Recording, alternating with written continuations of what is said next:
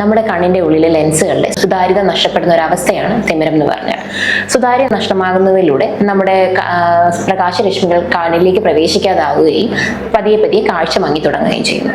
ഇനി ഈ തിമിരം ഏതൊക്കെ പ്രായത്തിലാണ് കണ്ടുവരുന്നത്? നമുക്ക് എല്ലാവർക്കും അറിയാം, സാധാരണ അറിയുന്നത് വാർദ്ധക്യത്തിൽ തിമിരമാണ്, എല്ലാവർക്കും അറിയാവുന്ന ഒരു കാര്യമാണ്. എന്നാൽ വാർദ്ധക്യത്തിൽ മാത്രമല്ല, ജന്മനാ ഉള്ള തിമിരവും ഇവിടെയുണ്ട്.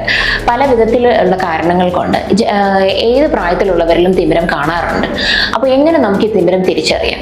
വളരെ ലളിതമായ ഒരു കാഴ്ച പരിശോധനയിലൂടെ നമുക്ക് തിമിരം തിരിച്ചറിയാവുന്നതാണ്. കാഴ്ചക്കുറവ് കണ്ടു കഴിഞ്ഞാൽ അതിന്റെ ഭാഗമായി ബാക്കി ടെസ്റ്റുകളിലൂടെ എന്തുകൊണ്ടാണ് കാഴ്ചക്കുറവെന്ന് കണ്ടെത്തി അത് തിമിരമാണെങ്കിൽ തിമിരമുള്ള ലെൻസിനെ നമ്മൾ നീക്കം ചെയ്ത് പുതിയ ലെൻസ്, സുതാര്യമായ ഒരു ലെൻസ് ഇടുന്ന തിമിര ശസ്ത്രക്രിയയിലൂടെ നമുക്ക് പൂർണ്ണമായ കാഴ്ച തിരിച്ചു കിട്ടാവുന്നതാണ്. അതിനായി നമ്മൾ ഉറപ്പുവരുത്തേണ്ടത് കൃത്യമായ ഇടവേളകളിലൂടെ കാഴ്ച പരിശോധനയാണ്. Thank you.